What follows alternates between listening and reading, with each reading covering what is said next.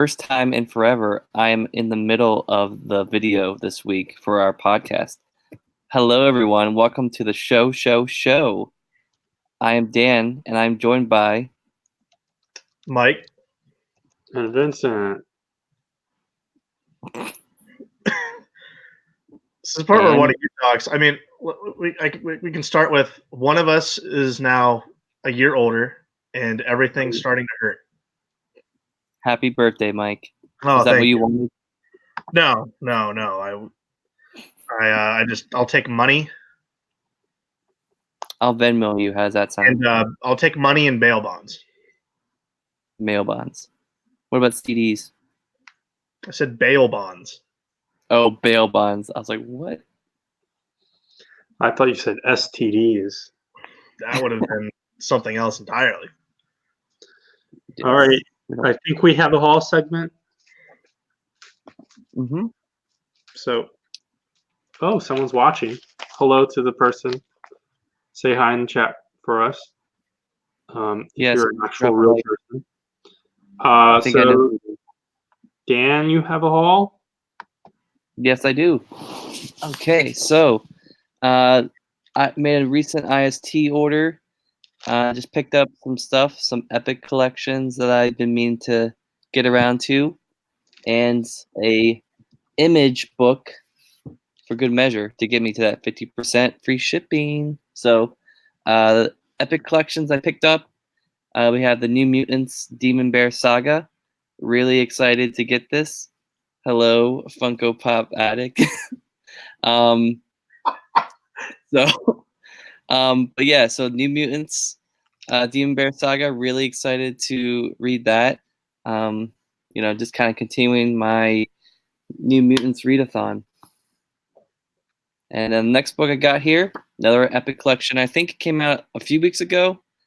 The Fantastic Four, The Mystery of the Black Panther. So this collects Fantastic Four 52 to 67, annual numbers 4 through 5, not brand deck number 1 and number 5. So this is the fourth Fantastic Four epic collection.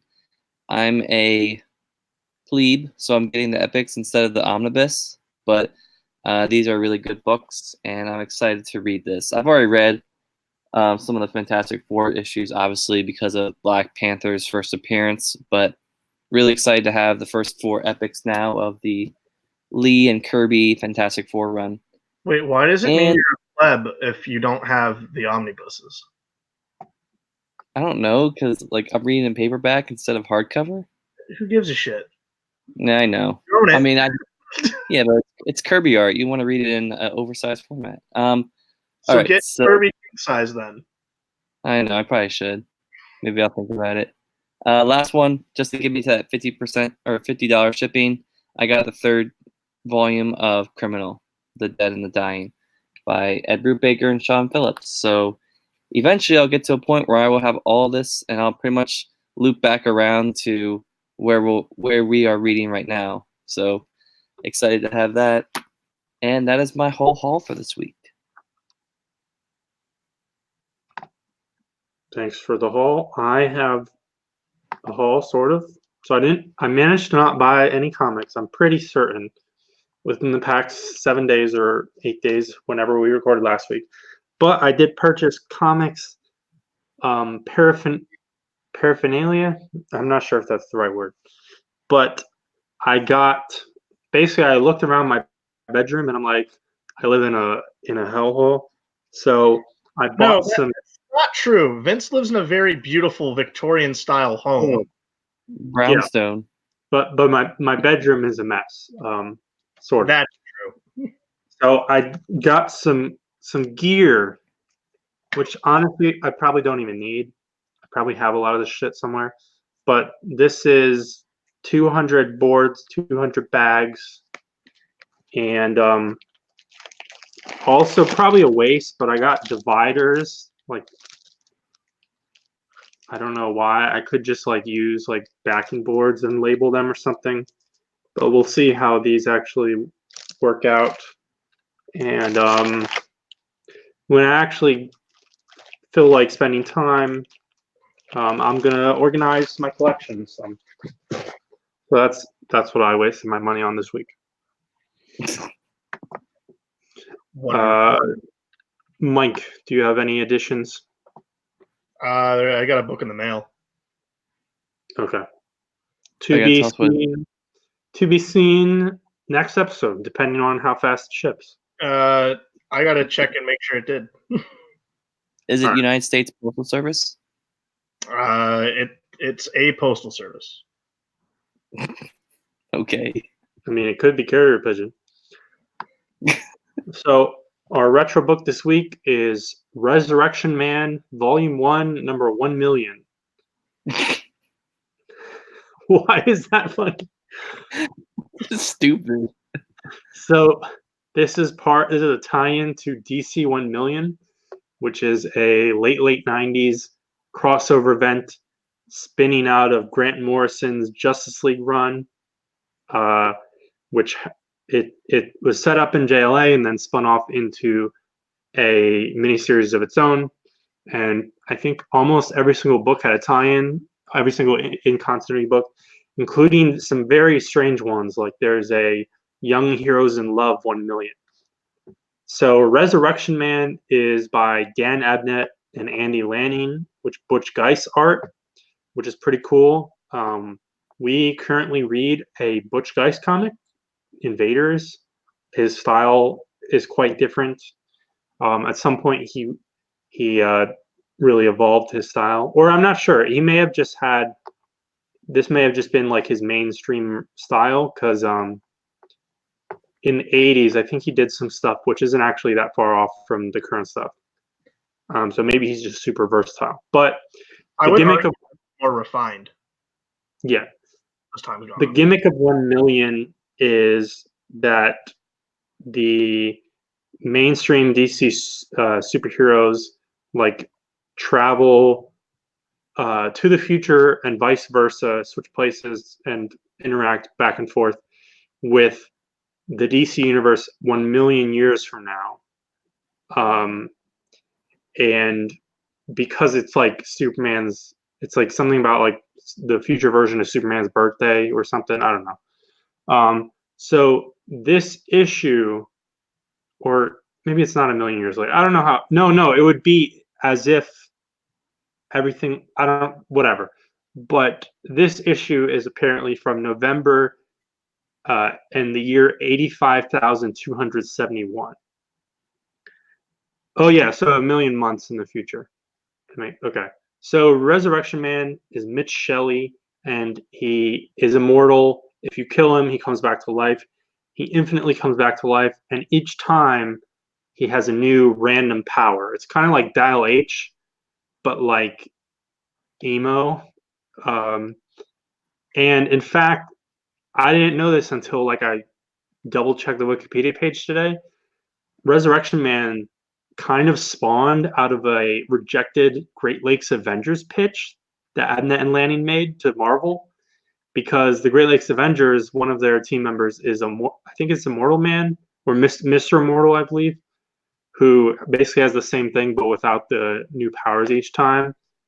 And I guess they had this Great Lakes Avengers pitch, which they didn't get far enough along or maybe got rejected. And they're like, that is a really weird character. What if we fucked it up or something? And so landed over at DC. And because of his powers, he still exists in the future. And he's like a major hero because he's so experienced by that point. And he finds Vandal Savage on Mars who has discovered the final piece of kryptonite in the universe. And they battled through the ages. Savage puts on like this very edgy knife suit for their fight. And they kind of go back and forth. There's a bunch of pseudoscience one-upping of each other.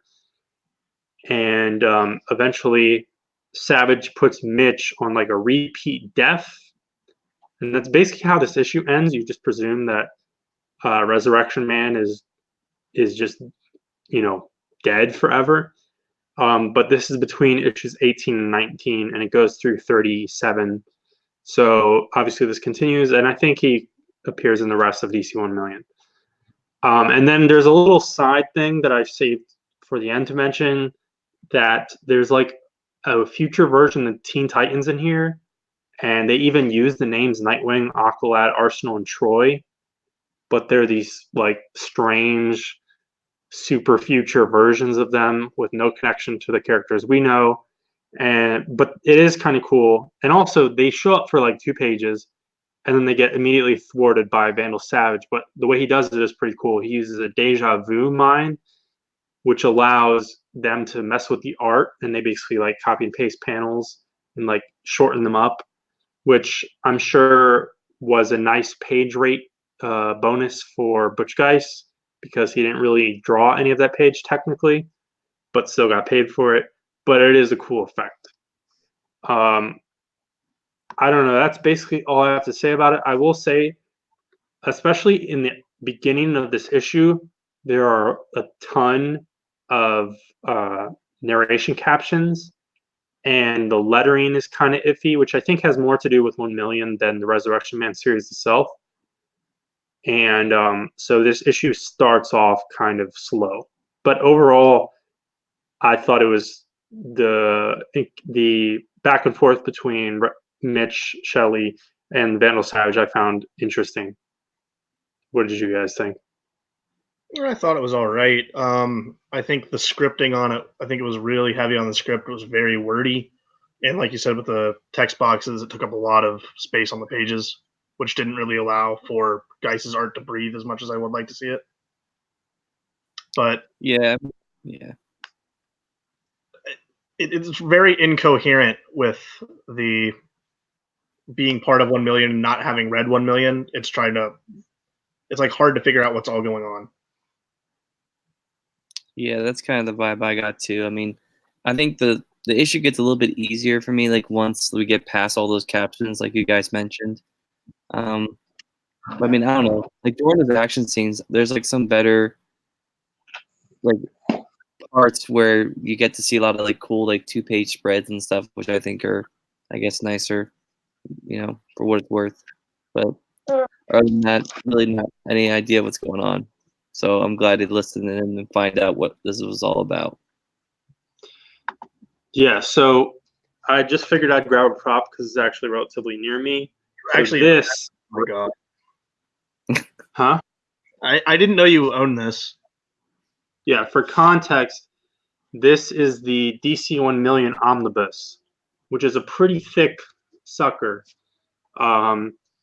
I like how the only name on the spine and on the front is Grant Morrison. And so this collects all the tie-ins minus one. As I mentioned, the weirdest one, Young Heroes in Love, I do not believe is in this because it was kind of technically creator-owned. But the main story is like 1 or 2 issues of Justice League, then a 4-issue miniseries, and then a lot of the times have nothing to do with it. And the one thing I'll say though is that they have this big sucker, but then they've done different versions of DC 1 million, which are much more condensed, like literally like small trade paperback size. And that will include the main story. And then they pull like slight excerpts from like key tie-in issues. And Resurrection Man is actually one of the issues that they pull parts from. So in the grand scheme of things, this is one of the more important tie-ins because it connects to, you actually see Solaris and Vandal Savage's connection and all that crap. But if you read all the tie-ins, it's kind of a mess. Like a lot of humongous crossovers like Infinity War and stuff like that. But I thought it was a cool little peek into a strange story. And I think Resurrection Man is a really underrated DC character. It's weird enough that he was one of the people that got a book when they launched the New 52. Yeah. I don't remember if it was first wave. No, that was first wave. That was part of one of the initial 52 books. Abnett and Lanning came back to do it too. Yeah. So that's that. Next retro book to be revealed at the end of the show. And moving on, we're going to talk about new books. All right, so jumping into Absolute Carnage #4. So continuing the storyline of this, I'm guessing, is this like an event, I guess, or Yeah, it's an event. okay, it's an event. So continuing from this story, basically we open to Carnage fighting against Venomized Hulk, which I think is kind of cool, especially in this issue. We kind of see some crazy stuff go on with the Venomized Hulk. More on that to come. But as we deal with that fight, we're in a cellar with Eddie Brock and Spider-Man, and I'm assuming the Avengers like have been put in pods. I can't remember from like the last few issues what happened. I think like the Carnage took their codexes and like now they're like sleeping or something. So like Eddie's pretty much buying time for the Avengers to kind of like be revitalizing these pods to come help and be support. So he No, grabs Cap Shield. What? they're in the pods because the Maker's machine is trying to take the codex out of them and destroy it. Oh, okay, gotcha. Yeah, I was gonna say it was either like already taken or they're trying to take it. But yeah, the codex is pretty much just like what each of them have because they've all been exposed to the symbiote at one point or another.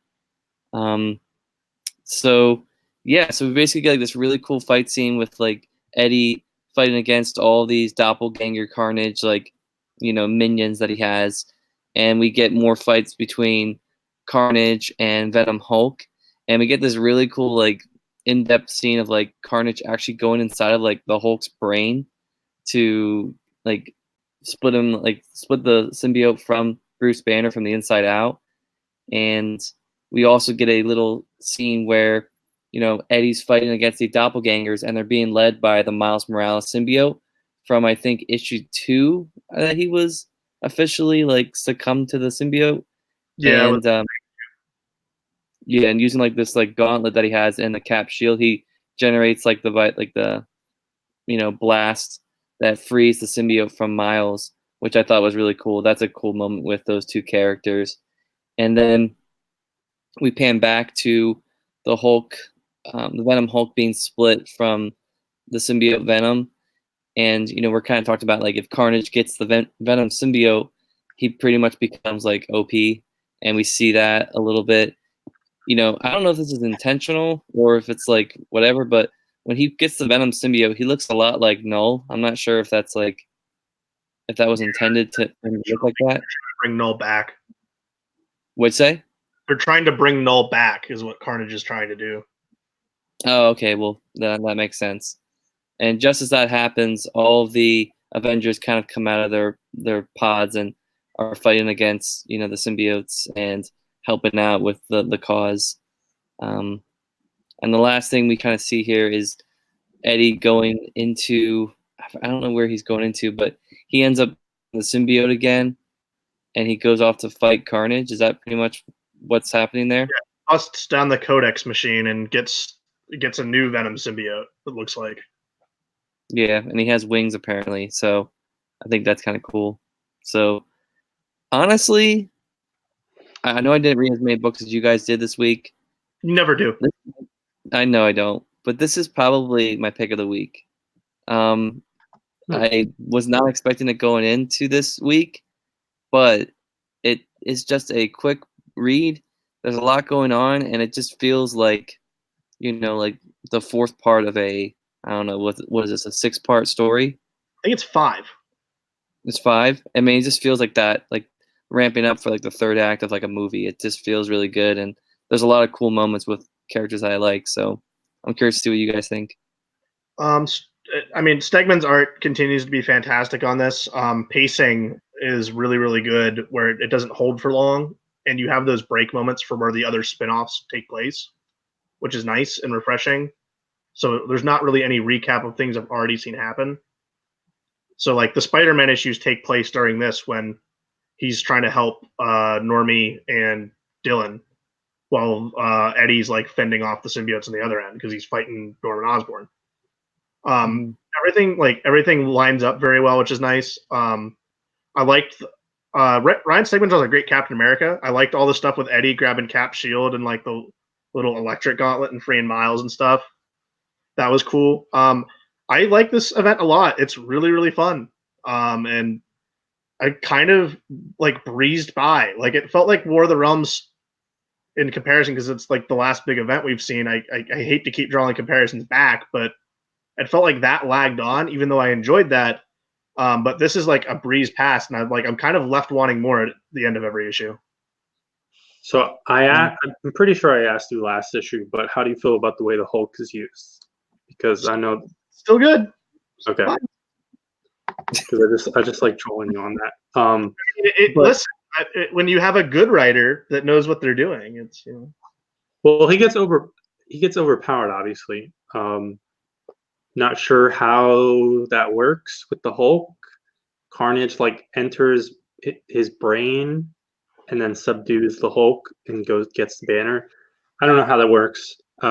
Even regardless of Immortal Hulk, just like if it was the Hulk, I'm not sure how that works, but that's just the nature of Carnage versus Hulk. It's going to be a bullshit fight, and obviously for this story, you have to put over one of the characters.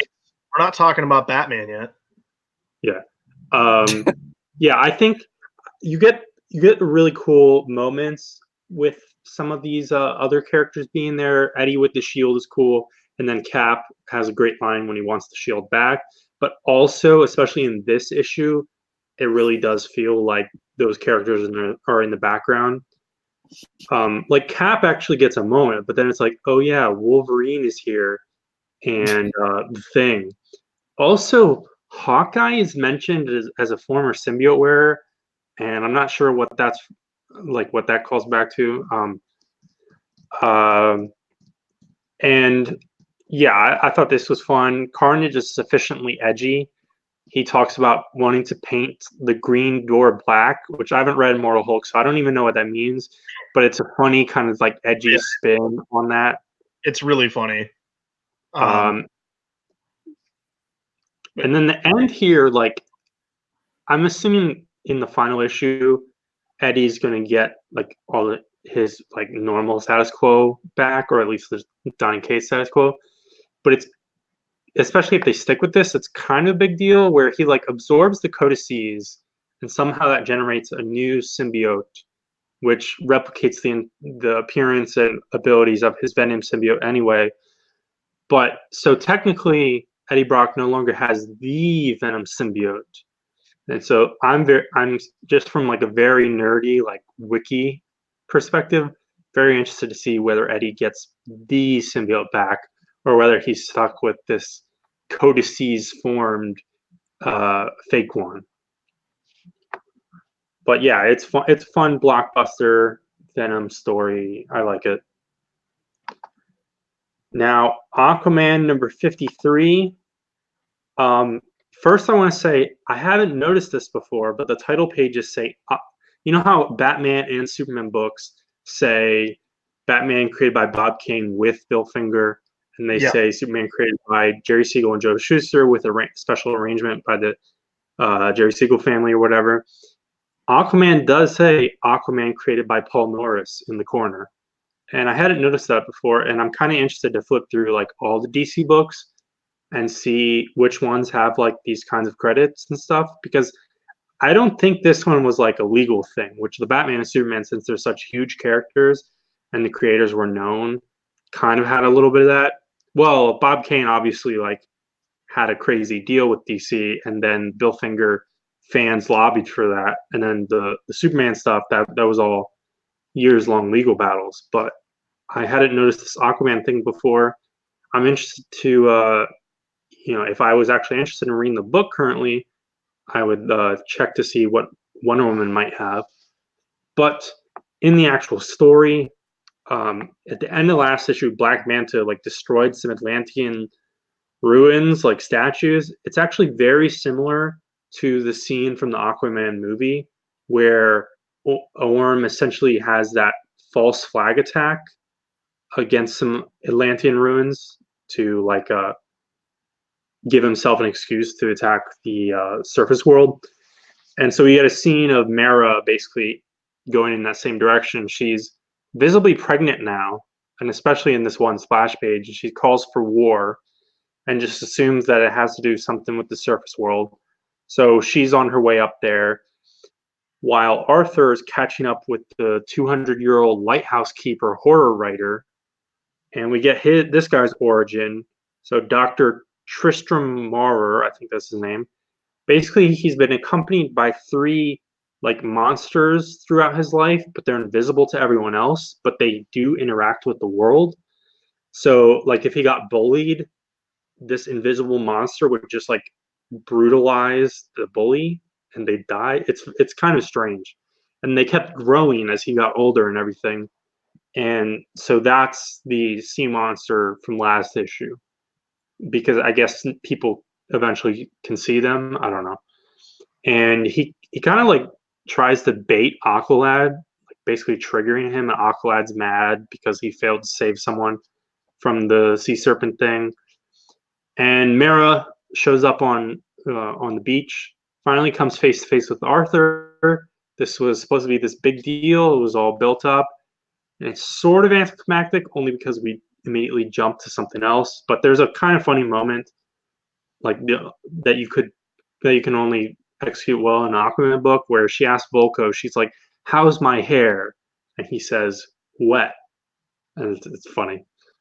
And then right as Aquaman and Mera have their reunion, Black Manta storms the beach and starts shooting shit and everything. So Mera runs away, and then the lighthouse like shoots energy beams or some shit, and then the stupid totality light in the sky shows up, and this issue just ends like very anticlimactically.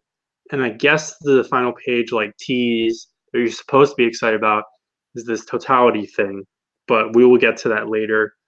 DC books this week, I feel like you kind of had to read. You should have read Justice League, the Justice League issue first before most of the other DC books, but we'll get to that later. It's not a huge deal. And online, I've seen that a lot of people are pointing out how Arthur and Mara's continuity doesn't quite match with Justice League, which again, as I said, like totally takes place before this, because Arthur and Mara not necessarily interacting, but they're shown like in the same room with each other in Justice League, and this is supposed to be their reunion. The continuity in DC overall is kind of iffy right now, and there are a few other examples of that we'll talk about on the show. But overall, I don't know. I'm still kind of enjoying Aquaman. It's not like an A-tier book for me. But it's all right, and I'm interested to see it keep going. I know long term they are going to resolve this pregnancy aqua baby stuff in some manner, probably around like March or something. It's good. All right. And then, is there any hint to why Kelly Sue DeConnick is not writing issue 56 and Kyle Higgins is guest writing? That's where No, we saw I that mean, today. well, this is 53, so I guess that's not super far off. But I have no idea. Maybe she was just like, maybe like the deadlines were iffy, or maybe they're leading to a bigger thing, or she's doing a guest thing somewhere else. I have no idea. They might have just been like, "Hey, bring in this interlude issue," because it is described as like an interlude. Okay. All right. I just wanted to see if you could gather any hint on that before. It is definitely interesting. I mean, the DeConnick run, I feel like online, it's not like that many people hate it or anything, and I think a lot of people actually really like it, but it's been divisive, but not enough where, like, for a half a second when I saw the solicitation, I'm like, are they setting up Kyle Higgins to, like, jack the book or something like that? As soon as she wraps up, like, this main arc or something like that, and that's, like, a tryout run. But I'm not sure. All right. Speaking of things that are divisive, Tom King's Batman 81, number 81.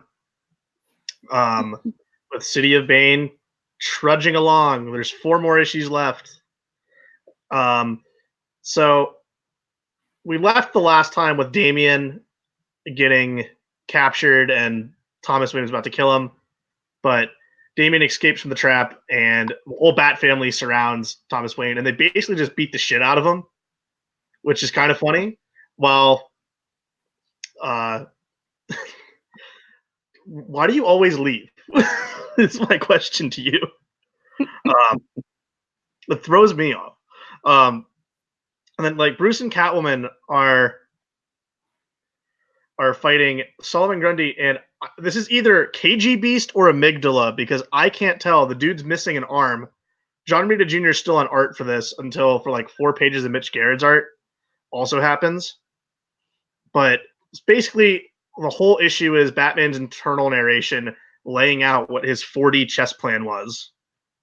And it's revealed that he sacrificed Alfred and as a kind of almost a sacrificial pawn to get everyone's guard down. So Bane and Thomas Wayne would let down their guard, and it would allow the rest of the Bat family to get back into the city. And he was counting on Damian to fail. And then also when he punched Tim, it was actually sending a secret code, letting them know that, hey, something bad is happening. Be prepared.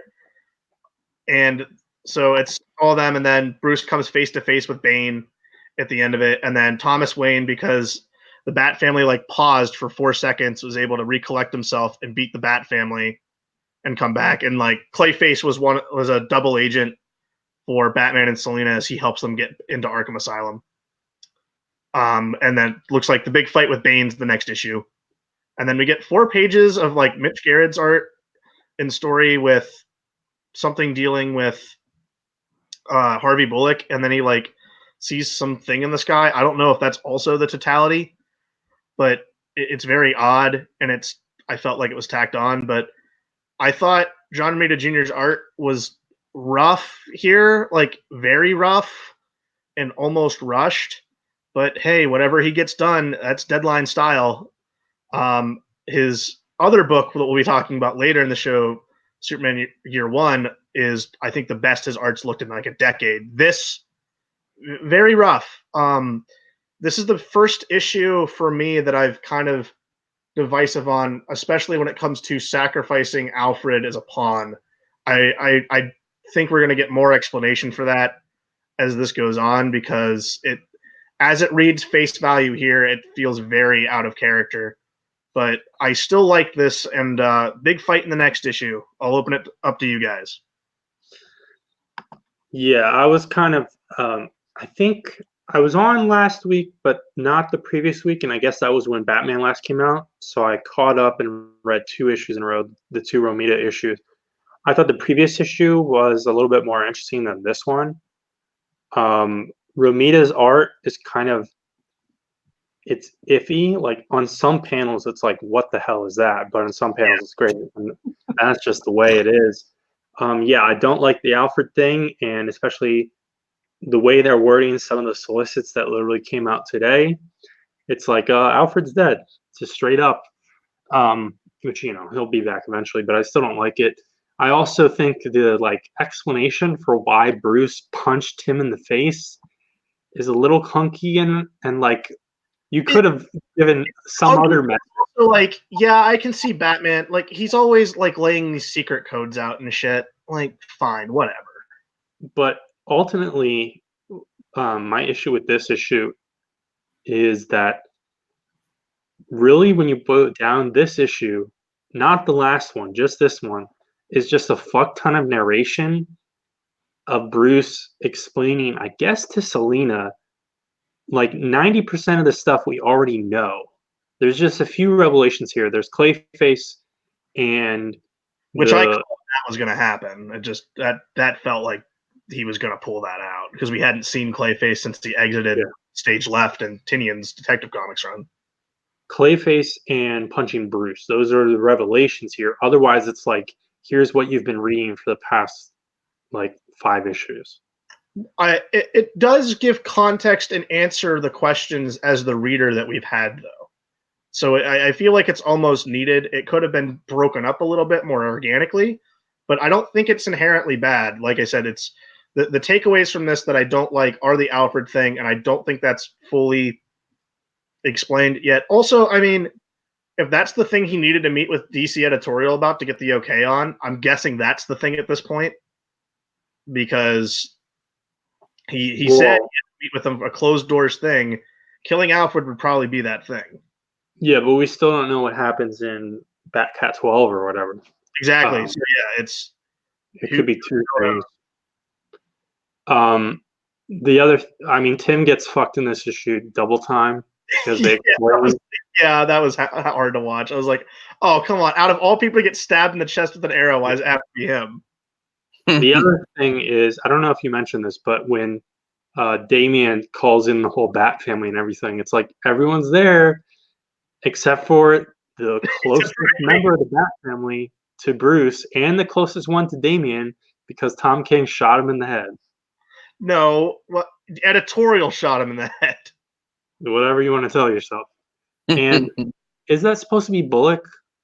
I mean, I think it is, but this felt like such like a tack on, I think, for the Justice League totality thing.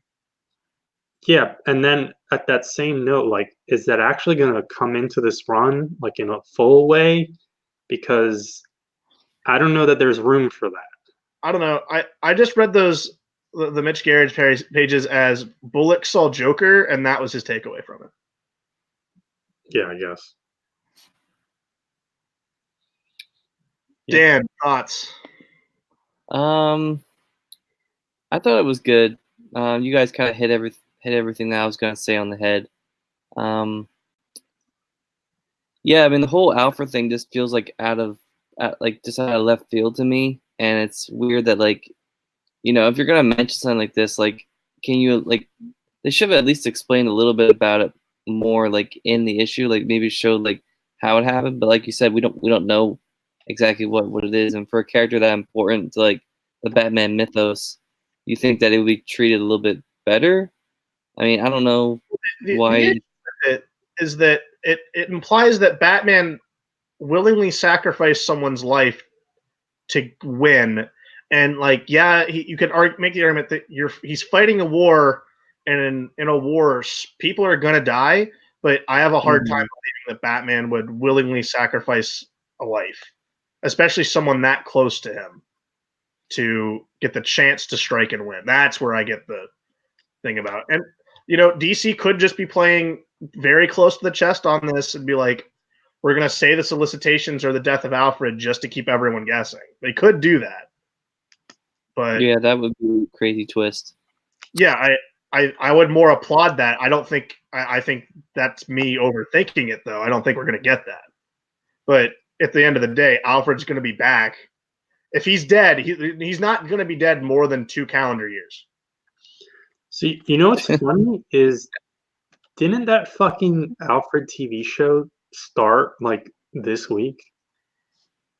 Did it? It's on like Epix or something, so I don't even know if like or maybe maybe it was like shown to critics this week, but I saw like 1 or 2 tweets about it, and then like no one's talking about it, so maybe it's not out yet, but it's around the corner. Yeah, and they kill the character. What a way to promote your new upcoming show. Well, no, that show anyway. What? No one was going to watch that show anyway. Yeah, I mean, who has a subscription to Epic? It's a weird thing you mention that, though, because, all right, so Alfred's getting a show that's like a prologue. He's dead. Batwoman has a show on CW. She doesn't even have a book right now. And the Joker doesn't have a book either. Actually, he has like 3 books. Miniseries or one-shots. Well, no, he's got the Jeff Lemire series. He has the one-shot last week. And then there's a Joker and Harley book coming out, and then there's Harleen. So he's like you can make the argument that he's got like 4 or 5 books right now. We'll see. Anyway, transitioning over back to Marvel, we get into Captain America Volume 9, number 15. So, kind of kicking off another story arc here, but we take a little bit of a break. Well, not really a break, but kind of like, it feels like a little bit of a break from the storyline. But then we kind of find out that it's tied back to it. So we open up to this kind of like scene going on in like a shady like shipyard area with this cop, I guess his name called Angel Larimore, and he's basically shot like in the head and killed. And we're not really told much about who he is. We get a little bit of narration from Captain America, Steve Rogers, obviously, about the Brotherhood and who this guy is, and how this was personal to him because it was this guy. So we get a little bit of a taste there. I do enjoy. Cap used to be a cop. Yeah, he used to be a cop. Yep. Oh yeah, I was gonna say they mentioned that. That's pretty interesting. One thing to note with all these Captain America issues from this run, I really like how and I think more Marvel issues are doing this. They kind of have like a little bit like a intro, and then they get to like the title, like I guess page where they show like the cover artist and the artist and like the letter and stuff. I think that's kind of cool. It's kind of like the opening scenes like a movie. Anyway, so Steve and his daughters of the I don't know what they are. Daughters of Revolution. I don't know what it is. Daughters of Liberty. What is it? Daughters of Liberty? Daughters of Liberty or Daughters of Freedom. I can never remember which one. Yeah, like them and Sharon Carter. They're kind of tracking down the watchdogs from the last issue. As I remember, like they kind of create like a portal that was sending people through there. And they kind of like, can't really find a lot of information about it. And they kind of step out. And we have this whole discussion with Sharon and Steve about, their relationship and stuff. And just as they're discussing it, Steve gets like a message from this woman named Bernie. I think that's what her name is. Yeah, it's his old girlfriend who's also a lawyer. And Steve's just like, nah, I'm not into her like that. And then they go to a bench, and she pretty much talks to him about this guy named Angel Larimore. And obviously he was shot and, he was killed as a cop.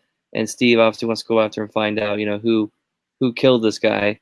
So it's kind of like, the way that I was reading this when I first read it, I was like, this feels like a side plot that they're trying to like do to buy time with this whole like overarching Watchdog storyline.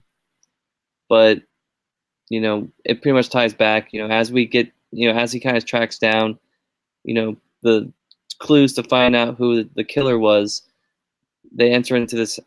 Steve enters into this apartment complex where he actually finds the daughters of the Daughters of Liberty, and he's thinking to himself, he's like, oh, Sharon Carter definitely like sent these people to follow me because she doesn't trust me and all that stuff. And they find out pretty much that the person I think behind the Watchdog stuff and this killing of this cop is Scourge. Is that his name? Yeah, it's another new Scourge. Yeah, I don't really know much about who Scourge is, but this seems like I like this issue. It's a lot of setup for like another kind of like story arc that's coming within another one that was already set up in the last issue. But I guess to sit back and talk a little bit about like the scale, I kind of like this type of like street level Captain America stuff. Like it feels like it makes sense to the character. I know I've talked about that a few times with this run, but yeah, I really like this issue. I mean, obviously I might have missed some of the details of the plot, but if you guys want to chime in, that'd be great. So I think the art has been, I think, a inconsistency across this book. It feels like it's been a rotating door of artists, but I think Jason Masters does a good job in this issue. The colors, I think, are very bright by Matt Milla, but it's more of a down issue. It's like a decompressed kind of breathing issue, where you have the plot of two things going on, and eventually they converge by the end of the issue.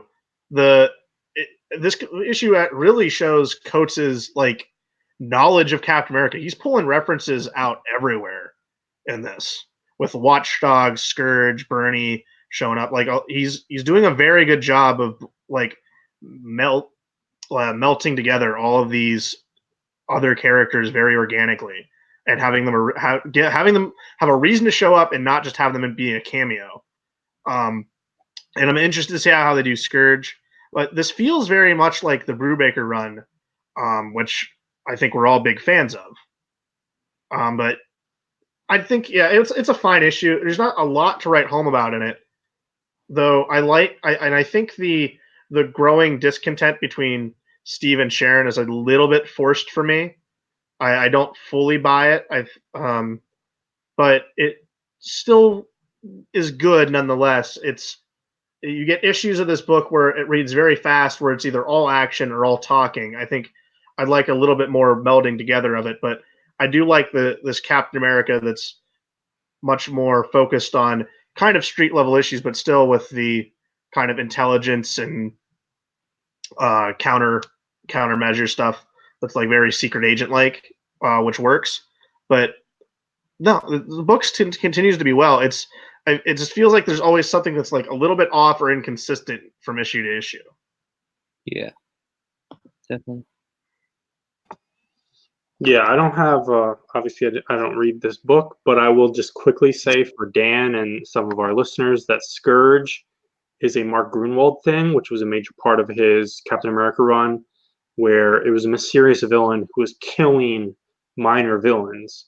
And it acted both as a long-term arc, basically like in, say, an issue of Thor, Scourge would show up and just kill a villain in like 2 pages. And then the next month in an issue of Defenders or whatever, and ran across all the books. And Grunwald, as also as an editor, was able to coordinate and tell other writers to fit into it. And it was a long brewing thing.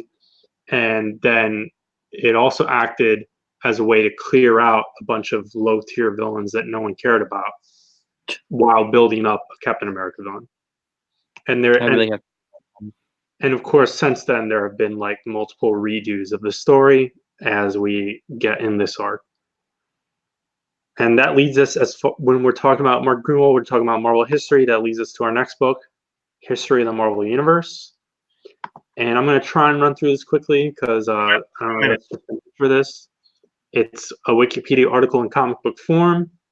We ended with the Phoenix and the Dark Phoenix, and here we are. We jump into it. We get a bunch of mid to late 70s characters. We have Nova, Moon Knight, Captain Britain, Dazzler, Spider-Woman, Miss Marvel, all those characters. We have the Korvac saga, She-Hulk, the fall of Hank Pym after slapping his wife and everything. We have the Inhumans moving to the blue area of the moon. And then we move into the early 80s and we have the death of Captain Marvel, the New Mutants. We have the introduction and death of Elektra, Monica Rambeau becoming Captain Marvel. And I know there were multiple Iron Man things, so Dan probably enjoyed that. We see Rhodey taking over the role. That's Dennis O'Neil's run. We get Beta Ray Bill.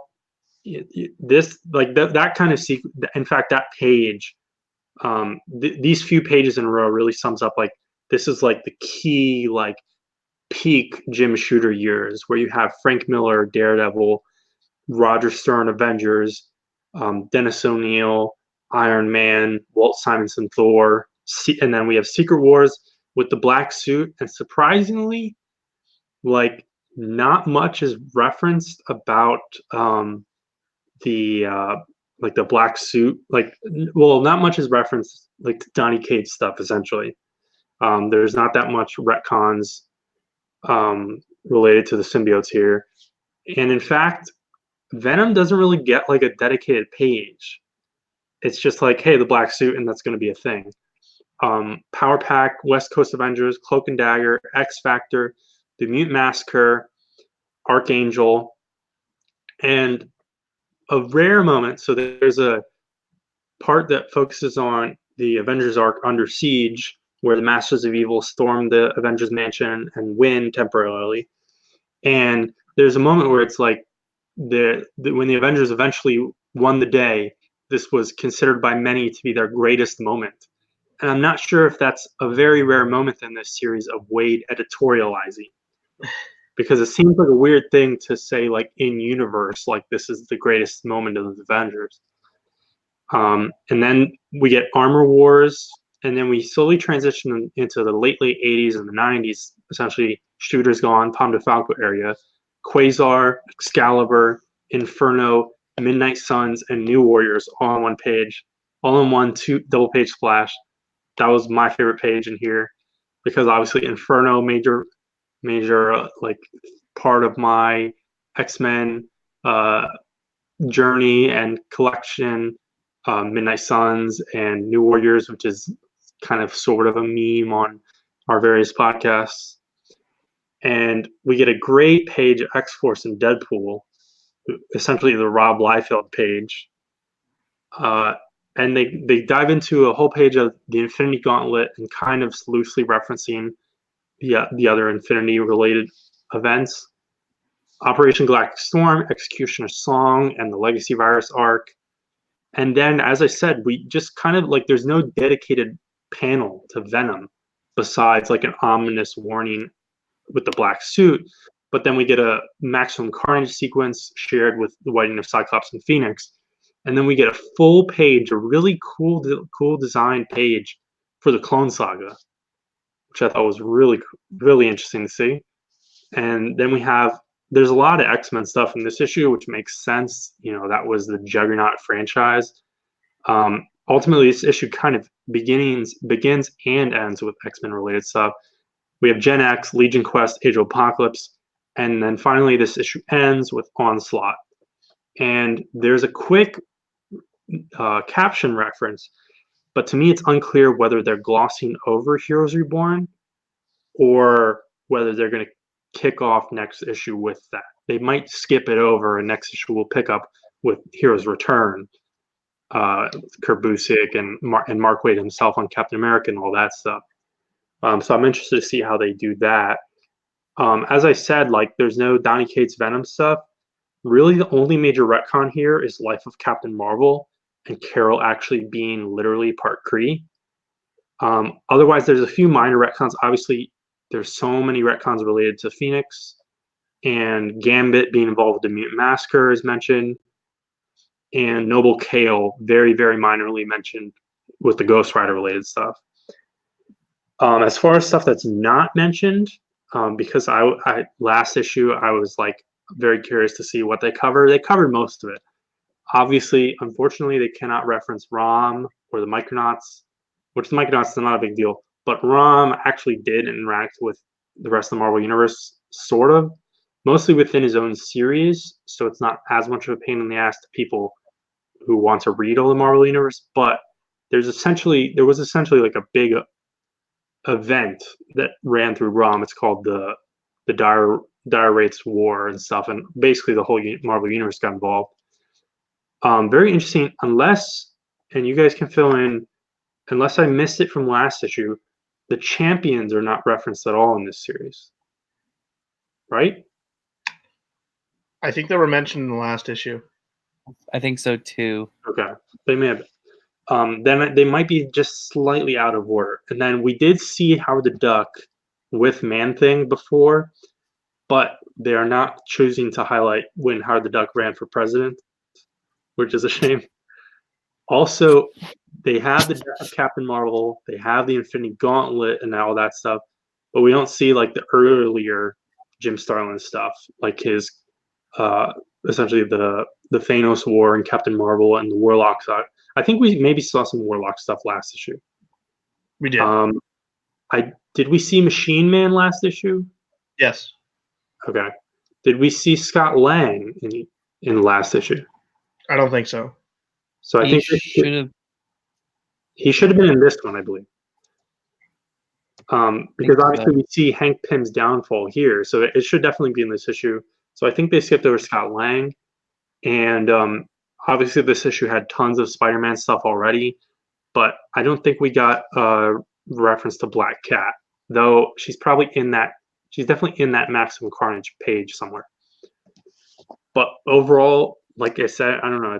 We've said this every issue. It's a Wikipedia page in comic book format, and I really, really love this book.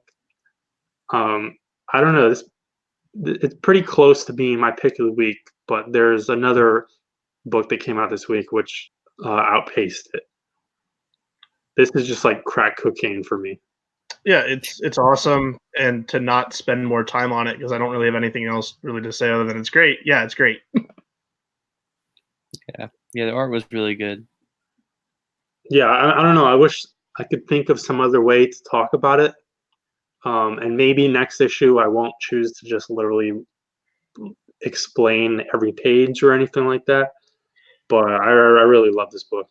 I feel like there's parts of me, like there's obviously events that are referenced in this book that like I have not read yet. So like I'll be honest, like I didn't read this whole issue because like parts of me I didn't want to like read like what happened in events that I haven't even read yet. You know what I'm saying? Maybe that's just me because like I'm not really caught up with all of my Marvel history yet. Just you. What? That's just you.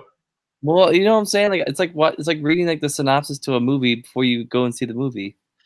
Hey, No, guess what? Reading an Avengers book, I kind of know that the Avengers are going to win by the end of it.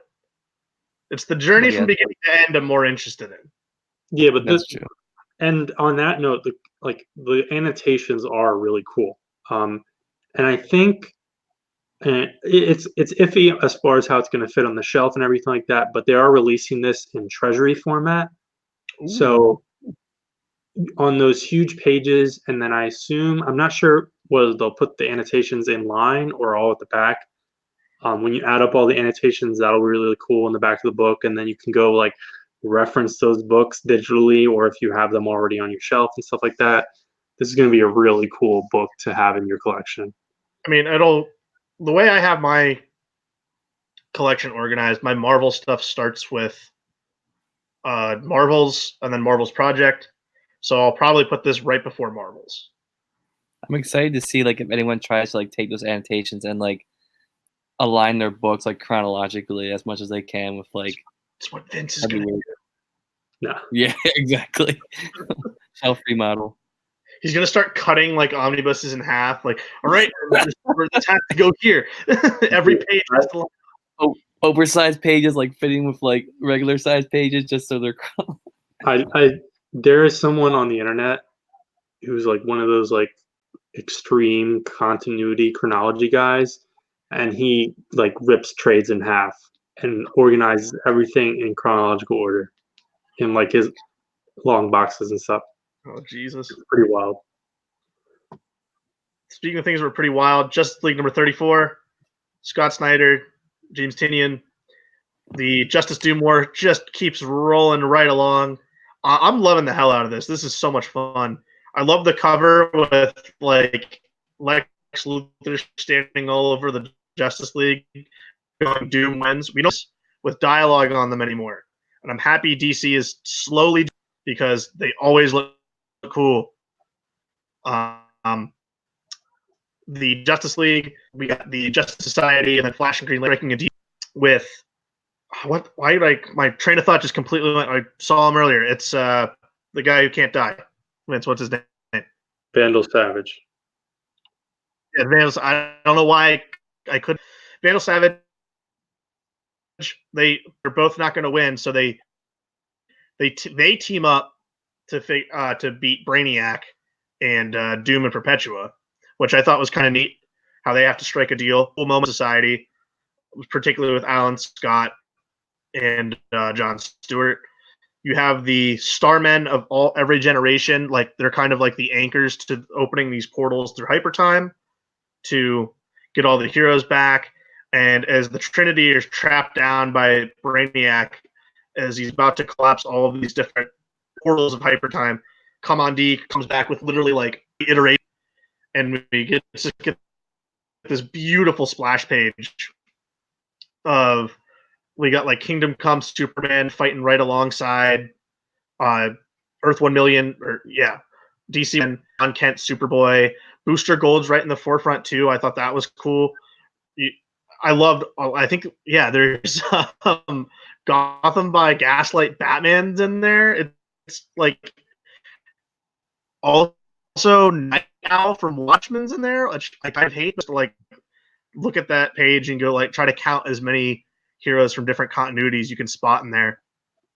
But as the heroes are trying to take back, and we think they're going to win, Hawkgirl thinks she has them opening, and she fails, and then Lex gets the upper hand, and Perpetua starts opening her portal, which is that giant logo that we've seen this week.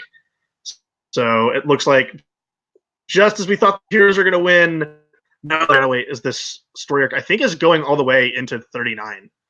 it's week that Snyder's last issue is going to be that. And then his whole Justice League run will be over, all dealing with this Dark Knight's Metal. Vince, what issue? I enjoyed it. I'm really liking the story. Yeah, I enjoy it. It's pretty much as I've described previous issues. It's like blockbuster. It's Morrison cover band in a way, but that doesn't really detract from it that much for me. It's just epic scale. I don't know if Night Owl's on that page. I have to go look at that later because yeah, he's on it. I definitely have to check that. But basically, Hawkgirl pulls a Star-Lord and she just fucks it all up. But I will say, Bruno Redondo and Howard Porter on art was beautiful in this issue. Though there's one panel which Howard Porter does, which I'm like, that's really rough. But also the Anti-Monitor like levels up and becomes the Anti-Monitor that old school DC fans know from Crisis. Perpetua seems to kill Will Payton, so rest in peace. And I thought there's a fun moment where Alan Scott tells John Stewart, he's like, "We have better style back in our time," and it's supposed to be this funny moment, but it's like, I don't really agree. I don't fully agree with him, but it's a convenient dunk to point out that John Stewart has a stupid turtleneck costume still. But yeah, it's a fun, like, high stakes action. Yeah, I'm excited to see. And yeah, as you said, we now know that the run is ending. Kind of an odd number, but it'll be interesting now that we know that. Later, I'll have to look at the full scope of it and see like how far does what's the total length of the Scott Snyder Source Wall Perpetua Totality Justice League saga. If this event ends with like kind of continuity being restored, because we've seen that DC continuity timeline that wasn't ready to be released but leaked and hasn't been officially been released. I'm thinking this all leads with that getting officially published, and we'll figure out what happens then. But if this ends with the Justice Society being absorbed back into the DC main fold, I'll be fine with it. I'm not sure. I mean, we know that it ends because they just released January solicits, and I don't think like the whole like next crisis / reboot / continuity fixing / whatever this like 5G crap is. I don't think that's a January thing. It may be that Snyder is moving from this into another like miniseries type deal. I mean, That's what I think. That will kick off, but we'll see. I think I'm speculating it'll be the official like sequel to Dark Knight's Metal or whatever. Yeah, very intrigued. So I decided to read Metal Men #1. I believe this is another one of the 12-issue Max series. DC's doing a ton of those right now because Tom King essentially brought the format back. You can go back to his Marvel work and Omega Men, which they tried to cancel before it hit 12, and the fans revolted. So thank you, Tom King, for bringing back this format, I guess. This is written by Dan DiDio, which is definitely interesting, and drawn by Shane Davis. And Davis has a storyteller credit as well. It's Dan DiDio and Shane Davis storytellers, Dan DiDio dialogue, Shane Davis art. So I don't know if that means that they co-plotted this, came up with the idea together, or if it's like close to Marvel style. I forget how like Mr. Miracle is credited. I don't even think, because I know King collaborates closely with some of his top guys, but I don't think Mitch gets storyteller credit on those books. I'm not sure. But so the setup here is that it kind of very loosely calls back to like Silver Age Metal Men and stuff like that. Like I'm not suggesting that this is like a button style, like acknowledging old continuity. That's not the case. but it does like present that, hey, the Metal Men used to have cool adventures that were more simplistic and superhero-y. But Will Magnus, the creator of the Metal Men, is the cold and crazy one. The Metal Men discover a secret room that he has, which has all these like discarded Metal Men corpses, and he's insecure, and the Metal Men are a reflection of his psyche. And I don't know, it's the same old deconstruction version of like a old Silver Age franchise which hasn't been continuously published. And they go back and forth on this. They've done this before with the Metal Men. I feel like Tom King might be doing this same kind of idea with Adam Strange shortly. And I just like, I don't really like these premises where it's like, oh, here's this character that hasn't been continuously published, and their heydays back in the Silver Age. So it was kind of happy go lucky and it was fun and everything like that. So let's reveal that secretly everything's fucked up and there's dark stuff, and we're gonna reveal it all. And it's gonna change everything you ever knew. And that's basically what's going on here. I don't like it. It's been done before. That said, it's executed well, I guess, both by Shane Davis and honestly by Dan DiDio. Like the scripting is good. I just don't like the premise. And then the final twist of the screw is that it's connecting to metal crap, where now the nth metal, of course, is going to affect the Metal Men. So Is that the name of the metal camp? I don't know. There's like a new version. I don't know. Did you get your I'm dad? not gonna. And did he have an opinion? No. I'm not gonna read the next issue, but I'll kind of keep my eye on the internet. And if somehow people are like very positive about the series overall, maybe I'll pick up the trades. But I don't really expect to. The art's good. Theo scripting is decent. If you have no connection to the Metal Men, if you don't care at all about the Metal Men, and you just want like a good story set in the modern DC universe, you might actually like this. And that's that. And now we're moving into an extended Superman corner, which I will kick off with my pick of the week. Superman Smashes the Klan #1. Written by Gene Luen Yang and art by Gurihiru, which I believe is actually two people. That's their like code name together. So this is actually set in 1946, which is very interesting to kick off the issue with. And Superman is foiling some Nazi villain with Lois and Jimmy kind of spectating and commentating the fight. And Lois mentions that Superman can't fly. Don't you know? The biggest he's ever leaped is 20 stories. And this Nazi villain is powered by kryptonite, or at least I think that's implied. It's not like straight up, but it has to be kryptonite, and that affects Superman, of course. And then our first, I believe this is totally a new character, Inspector Henderson shows up, and he's an African American, like, I guess he's a Metropolis policeman dude, and he gets introduced. And then we have our focal characters. It's a family of Chinese Americans. They move to Metropolis. The dad has a new job. The mother is still more comfortable speaking Chinese, and the dad's like, no, speak English, use our fake English names. And the kids, the girl's name is Roberta. Do you guys remember the boy's name? I forget. Tommy. Yeah, it's Tommy. Inspector Henderson is not a new character. Well, is he from the radio show? I can't imagine he's from the radio show. Yes, his first appearance was in the Adventures of Superman radio show. His first comics appearance was in Action Comics number 442 in December of 1974.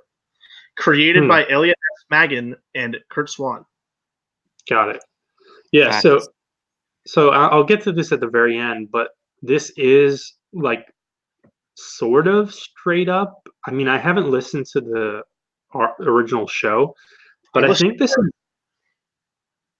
this is a fairly accurate adaptation of an arc from the 40s Superman radio show. Which I thought it was going to be way looser and just taking the name and the theme, but I'll get to some more of that later. So Roberta and Tommy are the two kids. The girl, like, she's kind of quirky. She like vomits on herself, and she's kind of shy and everything like that. And we get kind of the first inkling of some of the themes where the father, one of his coworkers, is like slightly racist, but not like full on racist. And then the kids, they meet Jimmy Olsen, um, who is like their age and lives right near them. And he's like, "Hey, come play baseball with me." And the brother Tommy is super good at baseball, and he kind of takes the spot of another kid who is a little racist himself. And this kid's all bummed out, and his uncle's like, "Hey, come to this meeting with me." And it's a Klan meeting, and it all but goes there. Like, this book, it's strange because this book like deals in like very serious topics, and like the Klan is depicted like pretty seriously, short of like having the N-word on the page. They're implied to be like fucking with people and everything like that. There's burning crosses here, the full hoods. There's like the language they use is pretty on the nose, again, short of like using the most extreme slurs. But it's also like this book is clearly angled like sort of an all ages book. But I mean, it's not like we have to tone down the Klan for kids because the Klan is, fucked up. So, but it's just interesting. I think it's a daring book in a way. Um, but Clark gets sick from the kryptonite exposure, and he's like imagining alien versions of his parents, but they're like green with antennas, and I don't fully know how this can connect. And we get some flashbacks to his childhood in the 20s, and there's like some weird radio thing that Pa Kent is messing around with, and later we see him and Pete Ross reading pulp magazines, which was really interesting because if you didn't read the captions, it's just like, oh, they're reading comic books. But this is 1926, so like the common American comic book doesn't even exist yet. And then the Klan shows up outside of the main family's house. They try and firebomb it, and there's a joke about how you can't see with the hood. I feel like that's a very common joke whenever there's something like trying to make fun of the Klan nowadays. That was the thing in Django Unchained, which I thought of while reading this. And Roberta notices that the bully kid still has his red boots on, so she knows he's under the mask. And then some black dudes show up to help, and the father is kind of like, initially he's like, yeah, even though I just got, threatened by the Klan, I don't like black people. But then he notices that one of them is a cop, that this is Inspector Henderson. And Lois Lane and Clark Kent and Jimmy show up to report on it. And Clark and Roberta kind of have like a connection. And then Tommy gets abducted. We get a really great Superman phone booth switcheroo. Absolutely perfect. Yeah, it's fantastic. And there's a great splash page. And then they go to confront the racist kid, and the kid kind of, it's not like 100% here, but basically he folds because he sees Superman as a hero as well. And this is pretty, like, thematically, this is similar to how I understood the radio show and how it affected society. And then in the back here, we get a pretty lengthy, essentially essay backup by Gene Luen Yang, which traces the history of the Klan, the history of racism in the United States. And he talks about the radio show arc this is named after, which ran the year that this is set. And the radio show was actually about a Chinese American family, which I had no clue about that part. I thought, okay, Yang is going to connect to his experiences, but he's like adapting it. And this definitely makes me very intrigued to actually listen to the damn thing. And he chronicles how the Klan and similar organizations and sentiment affected Asians as well in the West Coast, similar to how it did African Americans in the South primarily. And another trivia thing, which I wasn't as familiar with, the idea of the Klan burning crosses was just a thing that they made up for Birth of the Nation. And then the Klan's like, hey, that's a cool idea. And then they started doing it. I had no idea about that. And he points out the difference in kind of the surging and waning, where there were basically two eras of the Klan. You had the Reconstruction era, and then you had the like the 30s and forward, like the pre-World War II era, up through the Civil Rights Movement. I thought this was fascinating on all levels. I think it's funny because Jane Wen Yang had a run at the tail end of the New 52 on the Superman main title, and it like never quite clicked. And a lot of that probably had to do with it was going on the same time as like Superman revealing his secret identity. Well, Lois revealing his secret identity to the world, which is about to happen again in the Bendis run. But it never quite clicked. And I think here, on all levels, this is clicking. I thought the art is perfect. All the characterization, the whole alien kryptonite like sickness thing, it doesn't like that'll get resolved later. But in this issue, without that future context, it doesn't really interest me as much, and it kind of distracts from the rest of it. But I love this issue. Yeah, 100%. Love this. Love this. Love this. Love this. Art's great. Writing's great. I love the essay in the back. It's very much formatted to be like taught in schools, with the essay in the back and having it be approachable with the more kid friendly art. It's definitely positioned as an all ages book, but it's very much anyone can do this. It's not kiddie in any sense. I had such a blast reading this. Like the parts where like they have the lines of like Superman runs on power lines, so he stays out of the streets when he's moving fast around the city. I think that was like really really cool. I love Superman's costume. He's in the Max Fleischer era costume. There's so many good moments in this. Like the moment he come to confront the kid, after he has the baseball bat, it's like such a classic Superman moment. I had so much fun with this, and I cannot wait for the next two issues of it. And I know that they released the 16 episodes of the show. It's public domain, so you can listen to it. You can find it on YouTube. I think on the DC Comics subreddit it was released. You can find it there too. So if you want to listen to it, all 16 episodes are there. They're like 20 minutes each. I've listened to a couple of episodes of the show before. It's pretty cool to listen to.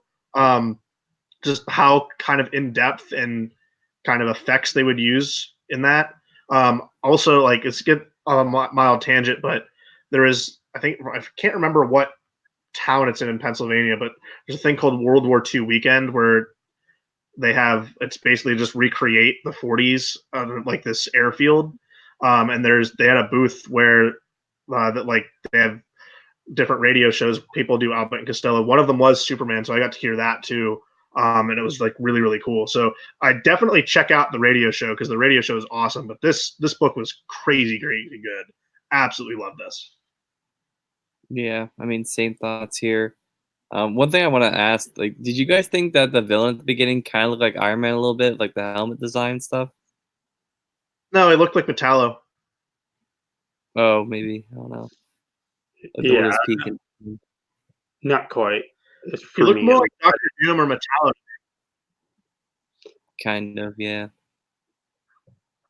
But yeah, it was good. All right, More Superman. more Superman. Yes, indeed. Superman Year One, Issue 3 or Book 3, whatever you want to call it. Again, back to back, oversized issues. So Frank Miller, John Romita Jr., great team here, and we pretty much open to a sub that's in like the water, and it's housing Lois Lane. And as she's like underwater, a volcano explodes, and it pretty much breaks her ship, and she pretty much gonna die if like the water's like flooding her little like undersea vessel, and she's pretty much on the brink of dying. And Superman, obviously, from last issue, he's kind of chilling under in Atlantis, I guess, a little bit, and he actually ends up saving Lois Lane, obviously, and this is his first, I guess, official introduction to her before he moves to Metropolis. Starts working at the Daily Planet, all that stuff, and we kind of like, he saves her, gives her the Heimlich, all that stuff, or not Heimlich, but CPR, all that stuff, and we get like a really like I feel like it feels a little drawn out. This scene with like all of the army guys trying to like kill him, and it's like funny how like they just like keep trying to come at him, even though like obviously the people around them are like all like knocked out, not dead obviously, but just knocked out. Um, you got guys coming off like a boat and like getting into his face using like this like claw thing to like zap him. None of that shit works. And like I love this part where he just like pounds the sand and just knocks everyone out. And he's like, some guys are knocked out, some of them are spitting out sand for another few minutes. Um, but yeah, so he ends up saving Lois, taking her to the hospital, and we get a little bit of stuff, with Clark going to school, becoming a reporter, and then moving to Metropolis, and that's pretty much the setting for the rest of this issue is him in Metropolis, doing things, kind of beating the shit out of all the villains and stuff, or all the different like crooks and stuff in the city. We get him saving a little kid from getting struck by a truck because that's what Superman does, and a little explanation on the disguise of Clark Kent, which I think is funny. He's like Clark Kent's the mask. I thought that was kind of like a cool interpretation of the character, obviously. Instead of the opposite way around, I guess. But yeah, another really funny scene here is Clark or Superman. I said Spider-Man. Superman using like, he doesn't want to like reveal himself too early to Metropolis because he doesn't want to like arouse suspicions between him and like Clark Kent, I guess. But he's kind of doing things like without showing himself off in front of everybody in Metropolis. So like, there's one robbery where he kind of takes these cars and just like shoves them against the alley, so like the robbers can't go anywhere, and they're like, well, I guess we just gotta turn ourselves in. And yeah, just a lot of fun scenes.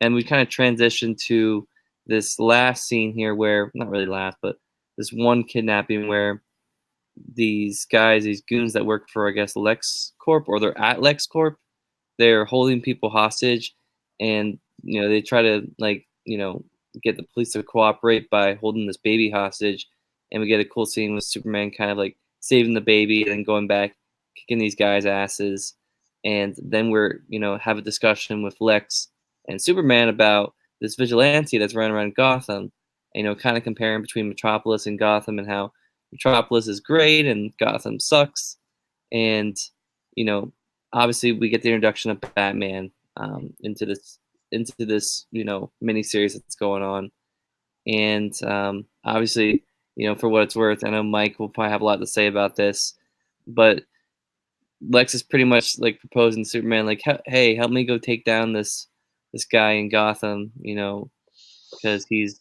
running around killing people. I guess that's what he thinks. He calls him a terrorist. I'm sorry, and yeah, I guess towards the end of the issue, we also get Wonder Woman showing up out of nowhere. There's really no explanation for why she shows up. But we get the Trinity kind of in the.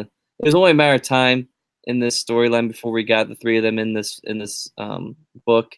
So I'm not surprised by that at all. There's a really funny scene where Superman's about to go head off and into space, and Wonder Woman's like, "Are you gonna give me a kiss goodbye?" And he kisses her on the forehead. I think that's kind of funny, and takes off. And then the next issue is pretty much setting up like a cosmic kind of setting for Superman. So I really like this.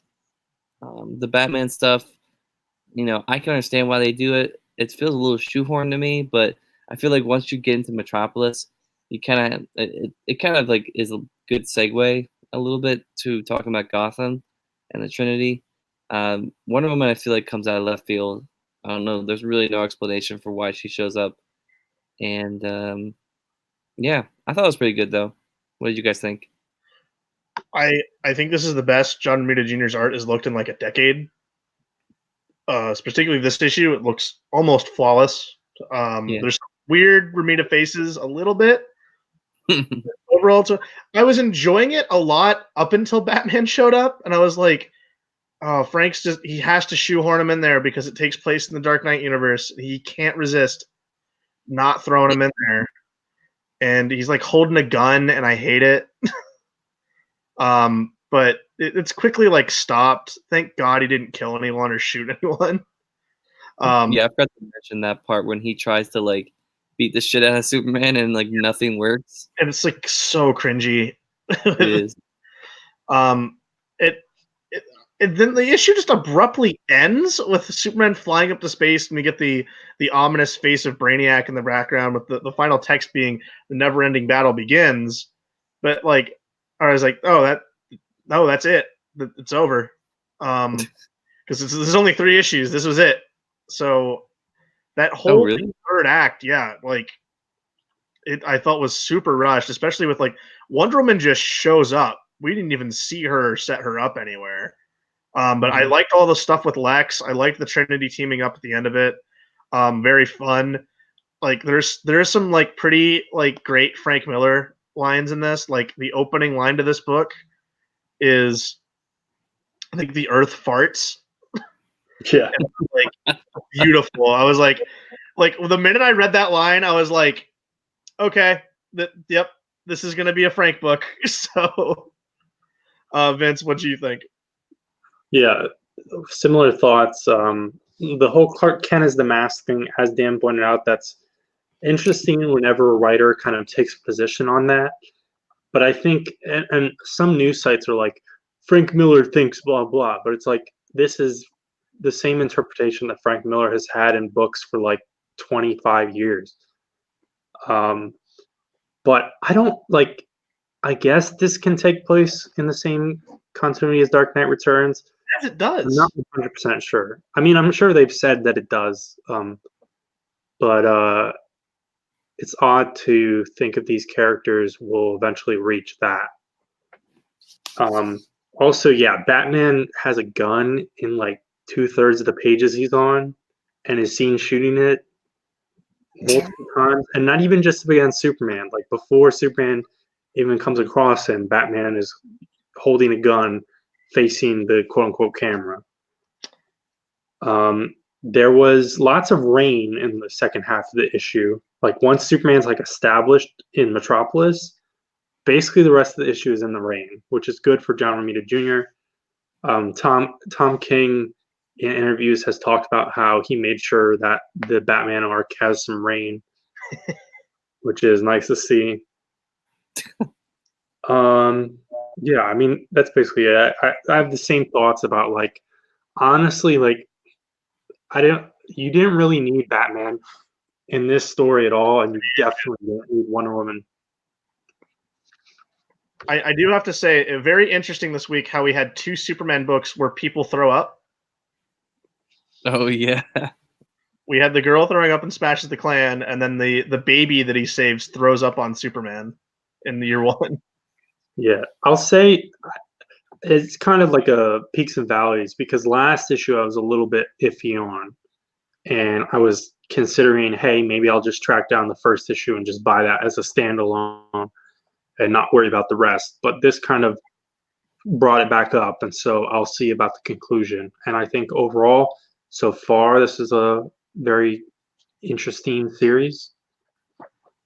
Yeah, I felt like it was really a tale of 2/3. We liked the first issue. We were really iffy on the second one, and we liked this one. It was a very strange series.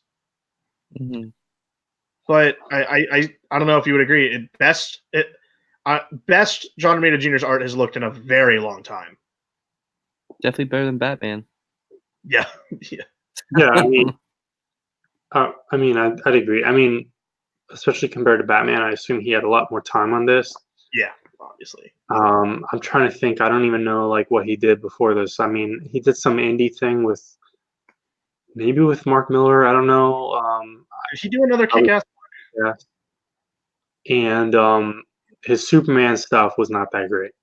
His No, previous stuff. tough. All right, so that's that. All right, The last Superman book.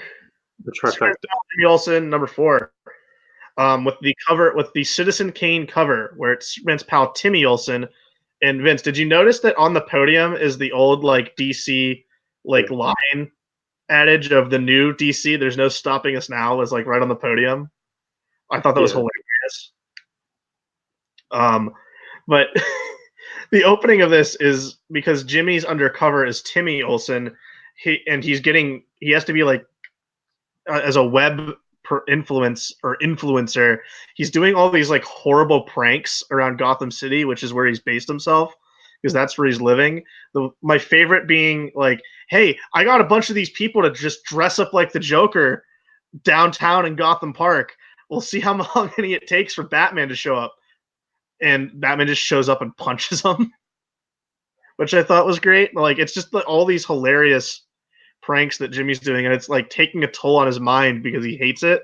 So Lois is here to visit him as they're all trying to put these different theories that Jimmy has together on. He thinks Lex is the one that's out to get him.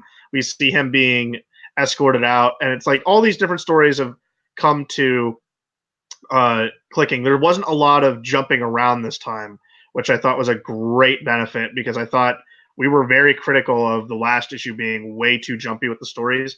It's very much like I think it's the most linear of the issues we've seen, but Fraction and Lieber still are very, very great. Lieber's get very creative with his page layouts here. The one where we go through the history of the Olsens and Luthers is very, very creative with it's Jimmy's board, but it's like we see Jimmy like jumping between the threads on it. It's a very, very awesome page. But my favorite sequence of this probably Jimmy confronting Lex in the helicopter and just bailing out and leaving Lex to figure out how he's going to land it. Jimmy stole the Batmobile's wheel and replaced the bat signal with the Superman logo, which apparently he lives right below his apartment is right below where the bat signal is. Or I guess he just rigged that up himself, which would make sense. But it still continues to be like a zany, wacky, fun series that I think got immensely back on track after I think it got a little bit too spaced out in the last issue.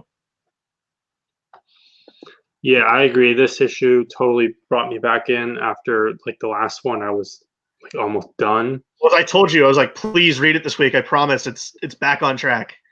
There's a really fantastic Superman page in this too. It's not quite a full splash page, but I just love the way Lieber has drawn him on this in this panel.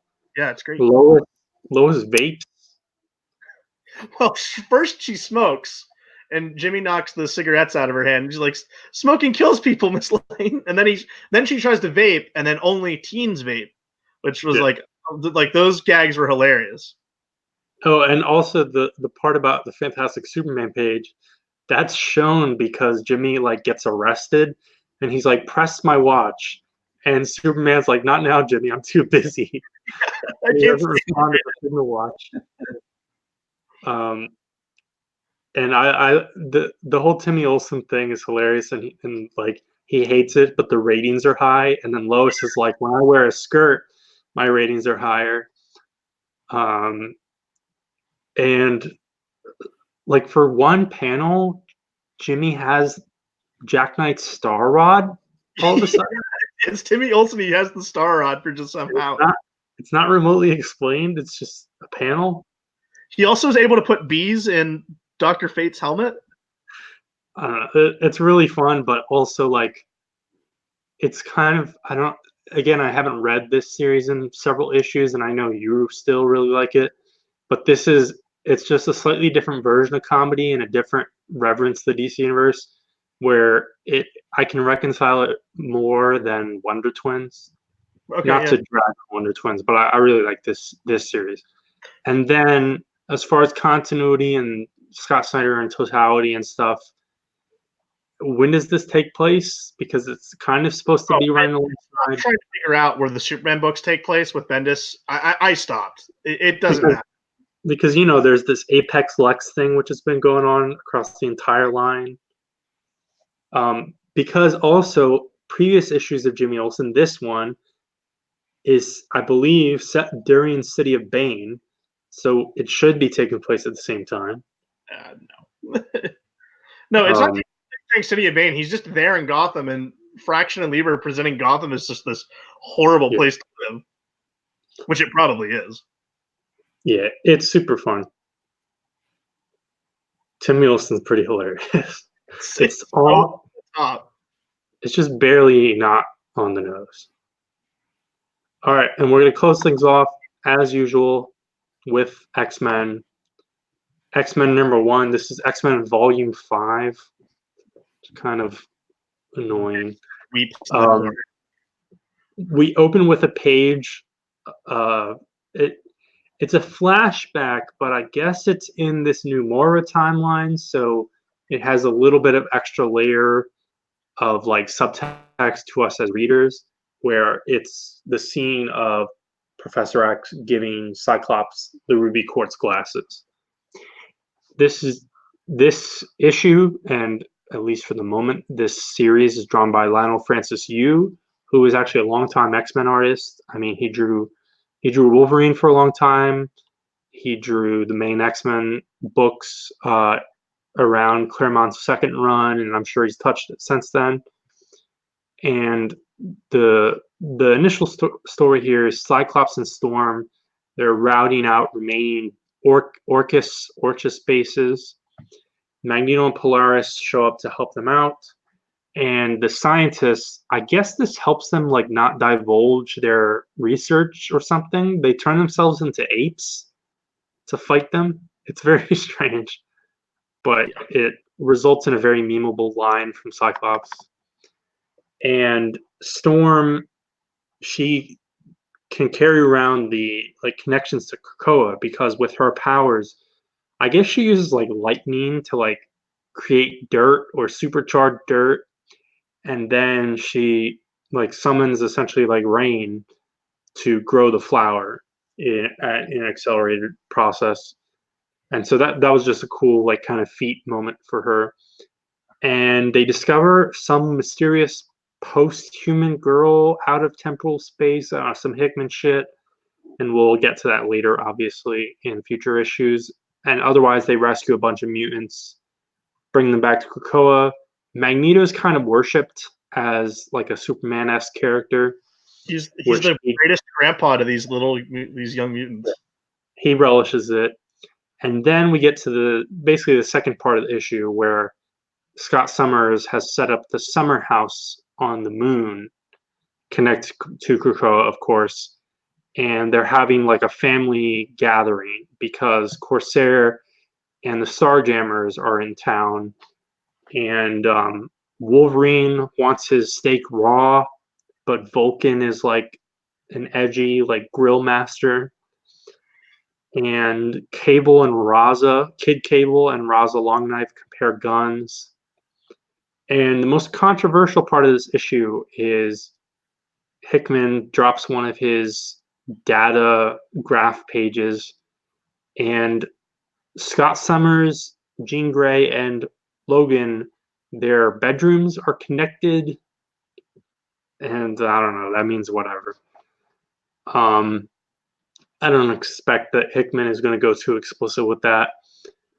But it is, I mean, even besides that, like pretend that's not a thing. It's still sort of interesting that Wolverine lives with all these Summers and Greys, and then there's the third plot line where it gets back to the Orchis people and some of the people from when the X-Men assaulted their sun base in Hoxpox, and the humans, I guess, have figured out how to resurrect people as well. Yeah, they have one of the crystals. Overall, I enjoyed this issue. It didn't, it didn't do anything like ground shaking like some of the House of X, Powers of 10 issues. But I think this is it's a decent start. And I'll definitely keep reading this series. This is the flagship, of course. Well, that's the question. Is this the flagship, or is this just part one of everything else? Because the way you can take the way the way the checklist is presented in the back of this book is X-Men #1, Marauders, Excalibur. Like that's just you can read it as like those are just the release dates of all the other books, or to get the full scope of this new line, I have to read Marauders and I have to read Excalibur. That's what I'm wondering how this is going to go. I think it's just the release dates, and then the marketing department wants you to think the latter. Right. But we will definitely see. Next is Marauders, and I will definitely be reading that at the least. I might throw it on. I might, like I enjoyed this. I might also try all the #1s, but depends on what other books I have on the weeks. I thought this. I like Lionel Yu's art a lot, particularly the way he drew Cyclops. I thought he had a really good looking Cyclops. It was cool to see the return of the square, kind of 80s red glasses for him. I don't think we've seen those in a long time. It's usually just been like the visor. So it was kind of fun to see those again. But yeah, as far as an issue 1 goes, I liked all the Summers family dinner stuff. I'm just waiting for, all right, something's going to have to happen here. I'm waiting for more like X-Men like missions instead of it just being like them returning from one. I'm really waiting for like the bulk of that to happen here. But I think a very strong first issue though. Dan, you didn't read this, right? No, I didn't. My plan is to read all the Hickman X-Men stuff when it's collected. I'm sure there will eventually be some nice omnibuses. Why do you shake your head at me, Mike? You don't read any books on this show. It's a Oh, brand I'm new sorry. book. You could read it. Oh, It broke down pretty even this week, but almost. That basically concludes the show. Now I've selected 3 potentials for the retro book. And this always works perfectly because there are only 3 of us. And if 2 people vote for 2 different things, it's entirely pointless. But it's never happened where each of us picks one of the books. And I don't think you're counting on that. Like, I don't think you're really accounting for that to ever happen. So the random number generator gave me May 1978 and DC. So we have the 3 options that I've chosen. We have Batman Family number 17, which has 3 stories, one by Jerry Conway and Jim Aparo, with Batman, with Huntress from Earth 2, obviously, coming to Earth 1, and Batman introducing her to Kathy Kane. Then we have a Bob Rozakis and Don Hex story, and it's a Batgirl, Batwoman, and Huntress team up, I think possibly following from the previous story. And then we have a Man-Bat and Demon team up by Michael Golden. Our next option, so that's, anthology 3 stories, but some of them connect. Then we have World's Finest 250, which is the Reality War, and this involves Batman, Black Canary, Green Arrow, Superman, and Wonder Woman, a huge team up, and there's also other characters involved. And there's also a Creeper backup. Or there's Showcase number 100, which is a slightly oversized, it's not huge, but it's a slightly oversized issue involving every character who ever appeared in Showcase. So that's Flash, Adam Strange, Aquaman, Captain Comet, Green Lantern, Creeper, etc., etc. So, what do you guys think? Daniel, I'll let you vote first. Showcase. Batman Family. I got to go. Number 17 is my lucky number. I got to go with my lucky number. All right, I'm gonna side with Dan. So eventually, you have to side with them after siding for 2 straight weeks.